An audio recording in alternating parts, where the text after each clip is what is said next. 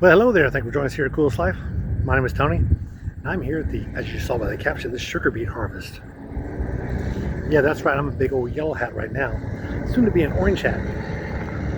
We come out here, we pile sugar beets. And what those are, about 30% of all sugar is actually made from sugar beets.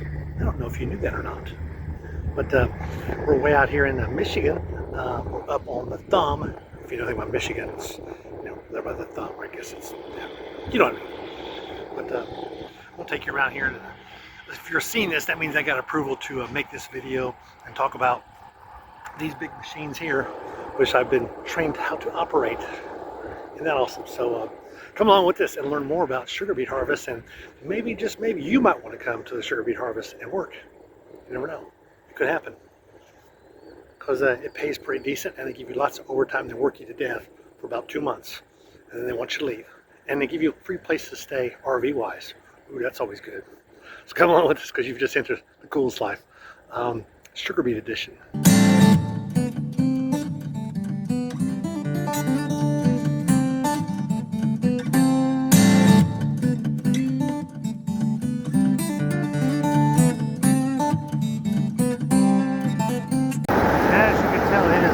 When it's running.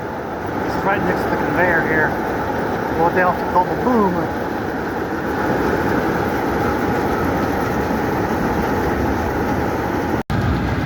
Yeah, that's it, Ryan. It's not quite as noisy the further you get away from it.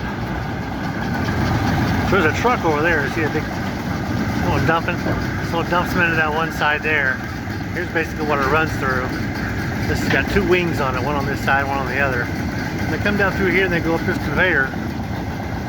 And as they get up there, a lot of dirt gets shaken off. The dirt gets taken by a conveyor also. But right there in the middle, most of the dirt falls into one of these 2 buckets. There's a big yellow bucket on this side and one on that side, which is, this part here is actually the bucket area. And we're going to give the guy back his dirt. What we'll do.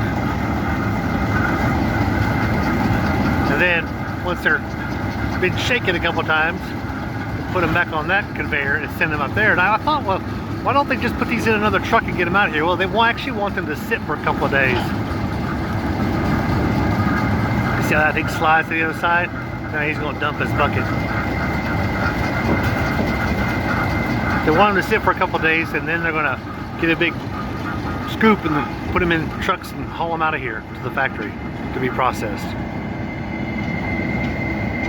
So see a little white car there? See, that was mine. So it'll sit here all day. My lunch in it. And when you go break for lunch when you have a chance.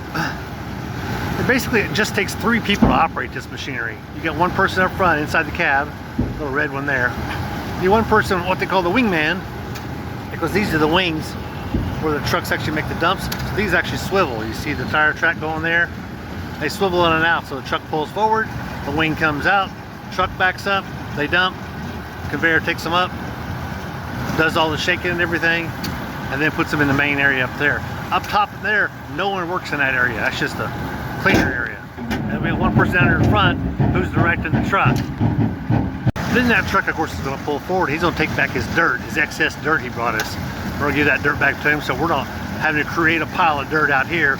We just give them back. And typically, they get about 200 to 300 pounds worth of dirt going back in their truck.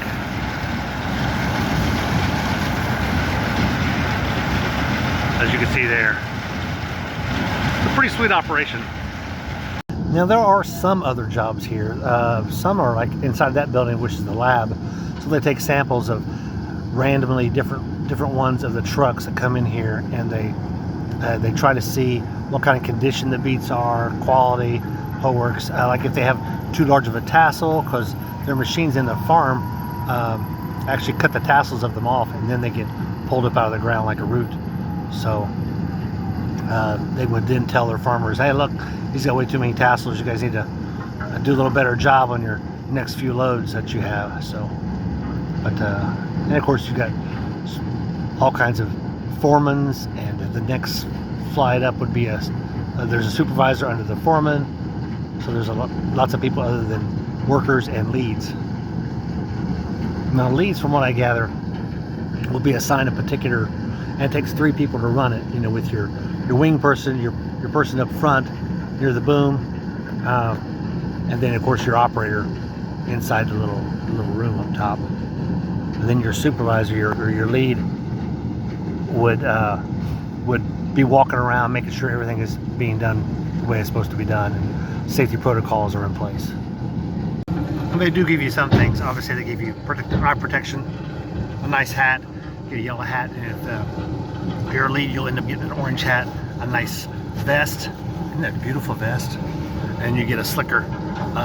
Typically they get the slickers out after a person's been here about a week, depending on the rain. If it hasn't rained, they don't just issue slickers, because if people come out here and they only work 2 days, they don't want them keeping their slicker. So it's an inventory thing. And a pair of gloves, which I probably got it somewhere. Let me check. Oh yeah, handy duty pair of gloves. Aren't those high tech, huh? Yeah, they got tons of these, so you use these as much as you can, because when they wear out, they will replace them. Not a problem at all. So that is some of the things you should be getting. As I get my next hat, I'll give you a color breakdown, because they got a different vest, different hat, walkie-talkie, stuff like that. So this is what we call kicking beets. So this one here is actually inside of an enclosed area. It's actually the only one they have here. But I'm gonna come out here and get some of these stragglers that have really rolled off, because this one is about ready to move. And so I'm gonna basically kick these beets back into a pile. Some people say go kick rocks. This is kicking beets. You see they got a lot of property over here. See them come over there, how they'll start to cascade down. They'll start bouncing, they'll roll right on out here. Just try to keep them together a little bit. Not quite as important here. As we get to the other side, sometimes they like to drive around them. Because here we got the power cord. See the power cord running to the center, and it runs down this wall. So as this machine goes back, it drags that power cord with it. We got to make sure as it goes back, we never cover up that power cord. Just one extra little thing we have to do.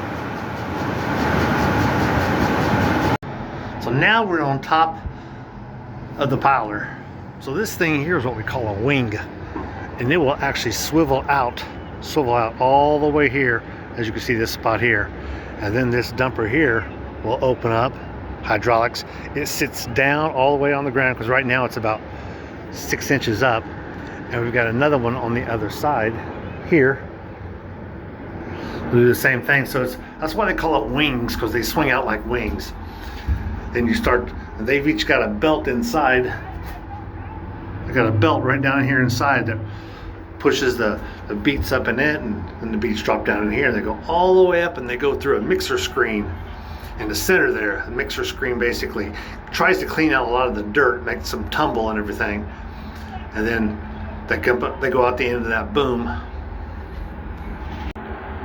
So yeah, so this is the control booth up here, and that boom's all the way at the other end. So down there where it says stop, you see that dead center of your screen?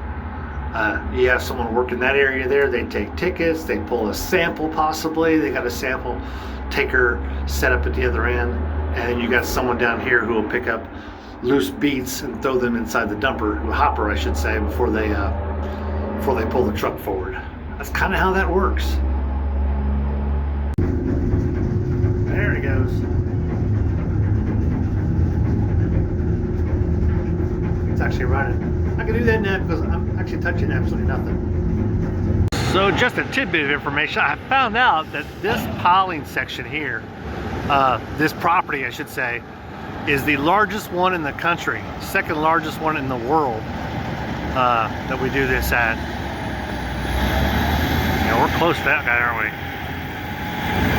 You can see him dumping here. You can see that thing in there, slot swings out, a big wing.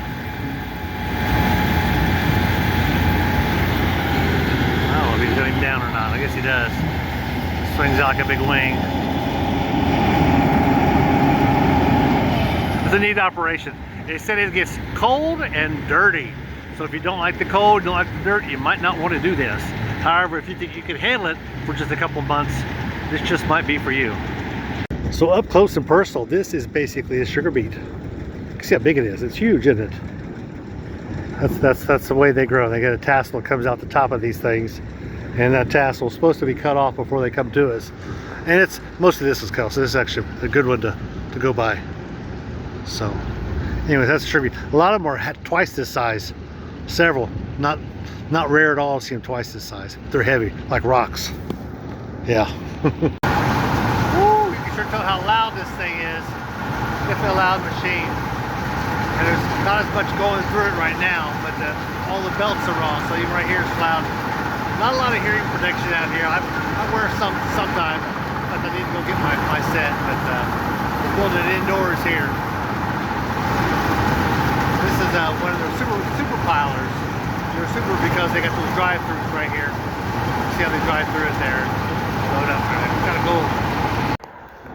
And when they turn it all off, it's actually pretty quiet around here, which is a beautiful thing. I know I keep showing you this, but this video, but I think a lot of videos don't do them justice. One, not only how massive they are, but how many moving parts there are, and how many different places you can definitely get injured if you're not careful.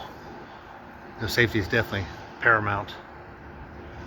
It's a nice day out. This is October, and it's about it's probably 55 out here. A little cool, Gotta dress warm, definitely dress in layers. So I hope this gives you some kind of idea of what you can expect if you decide to come out here and work the sugar beet harvest, especially this one here in Michigan. Now, some processes are different, just like any business. You know, Coca-Cola doesn't do things like Pepsi does. Same kind of business, but they do things a little differently. But I just want to give you this same kind of, show you how this is set up here in Sebewaing, Michigan. They've got several different locations. The neat thing about this is it's actually a co-op, which means it's actually owned by the farmers. So that's kind of cool. Yeah, dress in layers. I got one of these things. I got a jacket up underneath here. Then I got this outer jacket, and of course my penny. But haven't got in the long johns yet. I hear that's next. That's the November thing. You get the long johns. You get some decent cold weather or gloves, because these are definitely not cold weather. These are more safety gloves than anything. And they issue you the hat, gloves, glasses, and one of these too. So. Anybody with a yellow hat around here is a worker bee, essentially. Got one of the jobs, and if you're an orange hat, you're basically in charge of the pilers, and that would be when the season starts, which is October 20th, thereabouts. They'll have one orange hat in charge of both two pilers at one time, except the one inside, because of course you can't see anybody but yours. But I have you in charge of two of them, to making sure people go on breaks and all those kind of things, and get something to eat. And lunch is always done out here. You don't leave property. No one leaves property unless they clock out and tell a supervisor, no matter what it's for. You don't leave property. You don't leave your piler area. You go sit in your car if you have to. So all the cars are parked here nice and close. So that's what we have for you here. So be sure to like and subscribe. I'm going to go ahead and close out this video. And if you're interested in working the sugar beet harvest, at least in Michigan, as it says right up there, for Michigan sugar, you would probably go through Express Employment, which is a temp service that does this, because this is seasonal to kind of work. They do have some full-time employees, but anyway, you can check with them. I guess that's all I need to tell you about that. So I'm gonna let you go. Be sure to like and subscribe, because I need to get back out here living the coolest life. Sugar Beet edition.